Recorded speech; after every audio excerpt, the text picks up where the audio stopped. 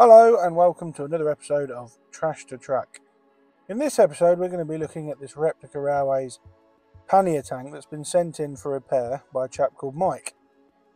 Initially it looks to be in quite good condition. It's still in its box with all the associated paperwork, and for a model of its age, from the mid to late 1980s, it is actually quite a well detailed body shell and a nice looking model. So I'm going to do the usual. Having a look round, it doesn't appear to be broken in any respect, and we're going to give it a quick battery test to see what its running qualities are like. So making sure it's correctly seated on the track, we'll put the battery there, and when I don't drop the battery, there's no signs of life from this pannier tank at all. There is a slight buzz from the motor but nothing else. It's just not having any of it. I even try the contacts direct to the wheels and there's nothing at all coming out of this pannier tank, so we're going to have to try and strip it down and see what's going on. To remove the body shell you have to remove both of the couplings from either end, and these screws not only hold the couplings on but they also hold the body shell in place, which releases off to find a split chassis mechanism and the Replica Railways and throwback to mainline models motor in there. I put the battery on the motor terminals and the motor is completely dead. There is absolutely no life in this pannier tank whatsoever.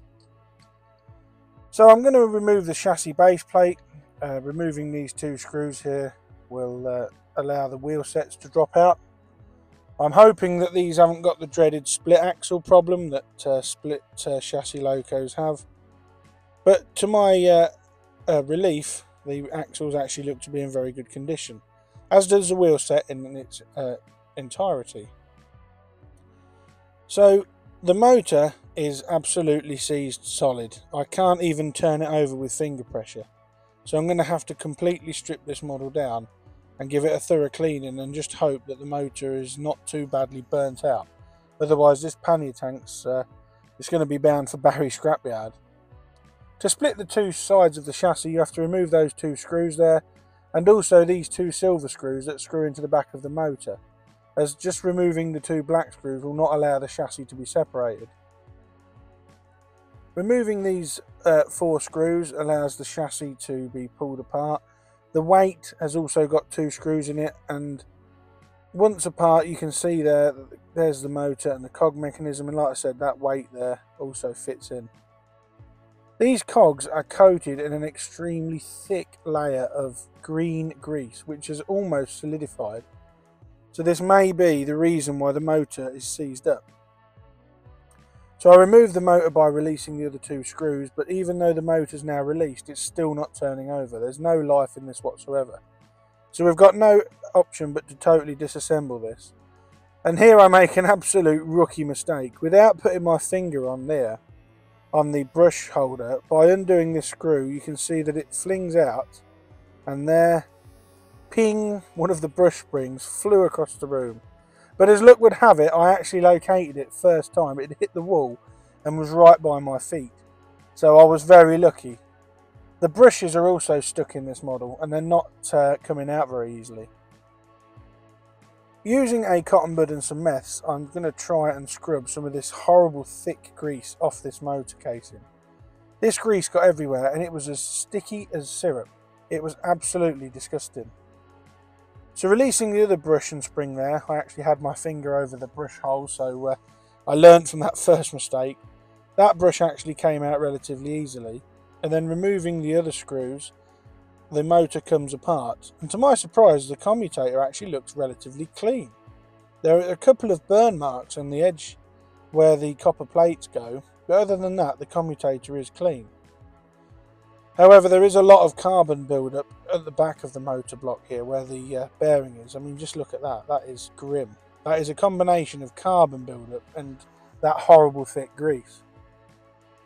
So I'll give the whole motor housing a thorough cleaning with a cotton bud and methylated spirits. I remove all the carbon deposits and as much of that sticky grease as I can. After that's done, I also clean the motor faceplate, clean out the brush holes and just generally give it a good cleaning over. I could tell from the red non-tamper wax that was on the screws that this motor has never been opened since it left the factory at Replica Railways. So now I'm going to clean the commutator with my usual method of a cotton bud and methylated spirits. First I'm going to clean off the commutator faceplate, then I'm going to give it a gentle polish with the fiberglass pencil, and once I've removed all the slight burn marks from the brushes, or the carbon build-up rather, from the edges, I'm going to scrape out the gaps in the brass plates there with a shaved cocktail stick, just so I shave it into a wedge shape just so I can get in between the copper plates. The coils on the motor also look really very good, so now I'm going to start reassembling the motor now it's been thoroughly cleaned. I start by putting the armature back through the hole there, and then put the motor faceplate back on. What I'm also going to do is I'm just going to give a small, and I mean a very small amount of oil to the front and back motor bearings where the armature sits. I then reassemble the brushes and springs and then reattach the brush holders. Now testing it with the battery, the motor, if I turn it around for you, you'll see the coils going. The motor's now running lovely and has been resurrected, so it was just the case that this motor was very dirty and was slightly clogged up with that horrible grease. Talking of that grease, I'm now going to have to try and clean these two chassis halves. And as you can see here, by using a cotton bud, the mess wasn't cutting through it, and it took me, look at it, it took me a good half an hour to scrape this off with cocktail sticks, continually wash it with cotton buds and meths until it was all gone. This grease really had started to solidify and it got everywhere. It was on my hands, on the workboard, and it was horrible stuff. I've never worked on an engine with this sort of grease on it before. And whether or not it was green when it left the factory, I don't know, but it certainly was green when we was clearing it out. As you can see on the gear train that's laying on the track, on the Trash to Track logo there behind me. All these gears needed a good clean up as well, and all in all it took about, probably I'd say about the best part of an hour to clean all the grease and the chassis halves and get rid of all this horrible sticky grease. I believe this is the reason that the motor wouldn't turn over for a start, because the motor was almost seized solid with this sort of stuff. There is another problem that's lurking with the pannier tank, which is another reason why I think it might not have been running, but we'll come across that shortly. I'm rapidly running out of methylated spirits in that cap lid there. But as I said, this speeded up footage. I had to clean every plastic part in the chassis, including these spacers, was coated in this horrible green stuff. So if you've got a Replica Railways pannier tank that's running a bit dodgy, it may be worth getting it serviced. Now that everything's been cleaned, I'm going to refit the motor using these two silver screws. Again, I say it all the time, don't over tighten your screws, otherwise you can de-thread the holes and the screws won't do the job. And once the motor has been screwed back in place forwards, I'm also going to put a tiny amount of oil on these gear spindles, and I'm going to reform the gear train.